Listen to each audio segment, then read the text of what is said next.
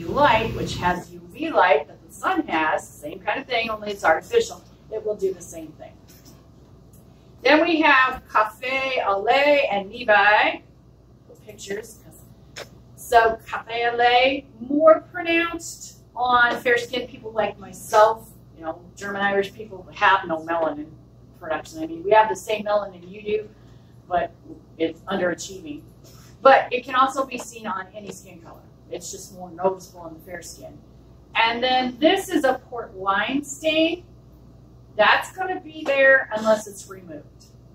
And you've all seen somebody out in the general public, adults that have this. Now we can laser it off. They don't usually start the lasering until they're 1 year of age.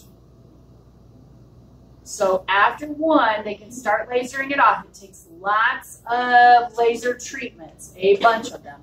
But when they're done, you can't even tell that they had that issue.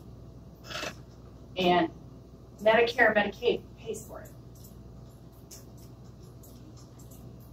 Mongolian spots. See the dark mark back here? What does that look like? A bruise. A bruise. So is it vitally important that you chart that that baby was born with a Mongolian spot? Yeah. Yes, because if they bring the baby in sick to the ER and they notice that, what are they going to think? Call CPS. Yeah, they're going to think there was child abuse going on. It's not always perfectly there. Sometimes it's up here. Sometimes it's on one side or the other. But it's a darkened bruise-like area. More common in Hispanic and Black babies. Jaundice that appears in the first day of life is not normal and has to be recorded and reported. That's a safety alert. Whenever you go through your book and you see safety alerts, probably behoove you to memorize those because those are great NCLEX and test questions. Your GI system normally functions shortly after you're born. Meconium is your first stool, mixture of amniotic fluid and intestinal gland secretions. It's sticky, it's greenish black, it's thick, and it should pass in the first 24 hours. Stool color and consistency change over time. So breastfed babies tend to have a mustardy yellow, slightly thinner consistency, bowel movement, and it doesn't smell as bad as formula-fed babies. Formulas have more of a brown stool, and it's stinky.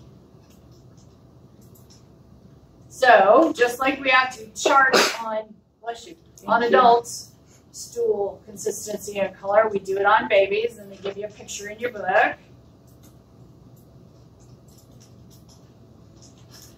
So what are some things that can go wrong? They can get constipated. They can get the hiccups. You have to be careful though, because excessive hiccuping and sneezing can actually be seizure activity. So we need to decide, is it GI or is it neuro? And then digestion. How many of you had babies that had digestion issues? If they were formula fed, did they change the formula? They usually go from cow's milk to soy milk to goat milk to the really expensive Nutramigens and some of those. Back 20 years ago, Nutramigen cost $180 a canister of the dry powder. Damn. So we always tried everything we could before we went to that one because it was so expensive. Sometimes babies are born with the sphincter muscle at the top of your stomach with the esophagus isn't developed yet. Happens more in boy babies than girls. And so they throw up after every meal. My daughter was born with that.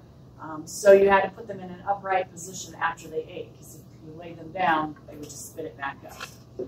And then we give them a vitamin K shot when they're born. Why do we do that? Vitamin K helps their blood to clot. We just cut their cord. They may have bleeding from a cephalohematoma or something else, so we want them to be able to clot and not, bleed out. So we give them vitamin K, because vitamin K is made in your body, but it's made from the breakdown of food in your intestinal tract. Has the baby had any food yet?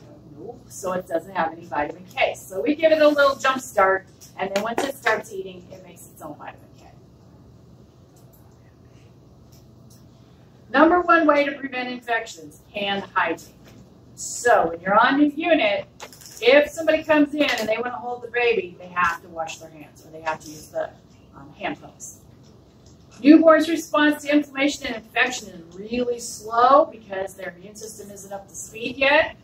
The umbilical cord stump is the primary site of infection. So what do we do about teaching for that? Keep it outside the diaper. It has a little divot in the diaper, right? There's a reason there's a divot. Keep it outside of the diaper. Do we wipe it down with alcohol? No, because that destroys the good bacteria as well as the bad. Do we wash it with soap and water? No, for the same reason, plus water breeds bugs. So we just keep it clean and dry. When should we expect that cord to come off, to fall off? Somewhere between 7 and 10 days. So some babies, it'll fall off before they leave the hospital. Other babies, they'll go back for their 2-week visit and it's still on there. But 7 to 10 days is your average. So immune globulin G crosses the placenta and provides the baby with passive immunity. It rarely lasts longer than 3 months. M is produced by the newborn. Then why didn't they call it N and make it easy for us to remember? I don't know. N would make more sense to me. An elevated level suggests a serious infection. And then A is produced after the neonatal period, about 1 month ends, contained in breast milk, provides some resistance to respiratory and GI infections. The one that the mom has been exposed to and built antibodies against, that's the ones that will protect. Before 1 month, infants are at risk for those kind of infections. So it takes a month for that to happen. So it's born with an automatic 3 months to some things. If you breastfeed, it's going to, after that first month, get a big boost in immunity. And so the longer you can breastfeed, the better. So I realized that I have a student that's breastfeeding, and she always says, you know, can I go pump? Of course you can go pump. You're doing a good thing here. So we realized that some women have to go back to work or have roadblocks that make it hard for them to breastfeed. We will encourage them to pump and then bottle feed it if you have to, you know, if you have to go to the babysitter or something like that. But I'm happy if I can even get you to that first month, because that means that then they have mom's antibodies kind of thing. So the longer they breastfeed, the better. If you can get 4 to 6 weeks, I'm happy. Discharge planning begins when mom is admitted to labor. And when you're in the hospital, you'll see the charting begins then. We're already figuring out her socioeconomic status. Does she have a support person? Is she going to be able to get the things that she needs? Where is she going to live when she takes the baby home? Those kind of things. I never realized the importance of that until I got a homeless client. And I did the discharge, and I said, so I need a phone number where we can reach you in case we have to change your appointment. And she said, I don't have a phone. And a little red flag went up because everybody has a phone, right? I said, okay, how about where do you live? You know, I'll just send somebody in the car. Well, I live in the homeless shelter. Okay, so I get the address of the homeless shelter. Well, the baby cried a lot, so the homeless shelter kicked her out. So when the home visit nurse got there to do her home visit, there was nobody there by that name. So she comes back to me and says, where's she at? I don't know. I don't know where she went when she left the homeless center. So the discharge planning is really important. So it would have been better if they had said to her, well, you know, before she had the baby, what are your plans after the baby comes? Areas may include basic infant care. So I had a patient with Down syndrome that had a baby. Rare, because most Down syndrome children are sterile. She had a baby, and her parents were all upset because she wanted to go, she was in a group home.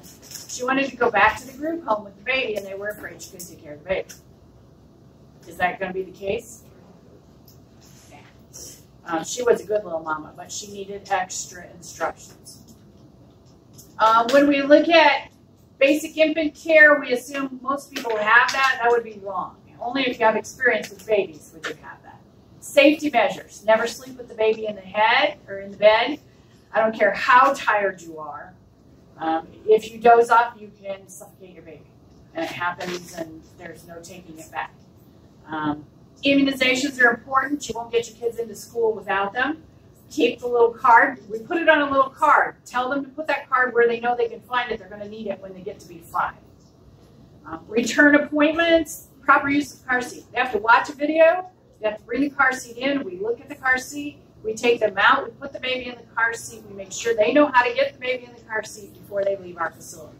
The dads always go, what if I don't do it right? I just say, well, then we just keep the baby. And they, really? No, I'm not going to keep your baby. We'll just help you until you get the hang of it.